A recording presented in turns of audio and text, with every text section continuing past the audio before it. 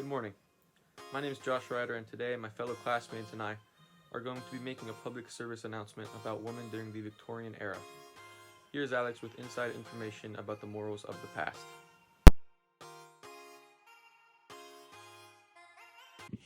Thanks, Josh. During the Victorian era, men and women's roles became more sharply defined than any other time in history.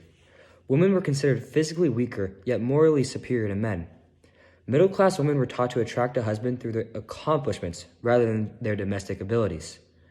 The two sexes typically only came together at breakfast and again at dinner. Marriage was an instrumental part, however, of Victorian society. Girls usually married in their early to mid-20s, with the groom being roughly 5 years older. In order to gain the father's permission in marriage, a man had to show that he could financially support a wife and future children. Furthermore, women were typically left at home all day to oversee the domestic duties carried out by servants. Women were assumed to desire marriage because it allowed them to become mothers, rather than to pursue emotional or sexual satisfaction. Now, I'm sending it over to Rob to get an even deeper dive into the Victorian woman.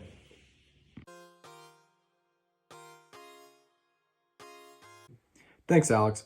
To piggyback on where you left off, while adultery happened on both sides, women were punished far more often than men were. Also, women were typically put in roles to serve men, while men were required to provide for the family. In Victorian society, the ideal Victorian male was supposed to have certain characteristics, such as honor, loyalty, intelligence, moral uprightness, and it certainly didn't hurt to have a solid income.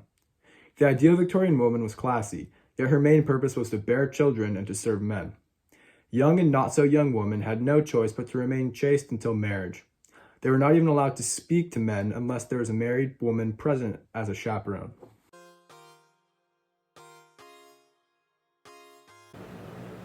Thanks, Rob. As we all know, women have made tremendous progress from the Victorian era. No longer do they have to rely on a male counterpart, nor are they forced to act the way men wish they should. Although these women have made much progress, we cannot forget the sacrifices they have made. Women have fought for their rights for over decades and have been through so much just so they can call themselves equal to men. But the work is not done. Women and men alike should agree that there is still much progress to be made.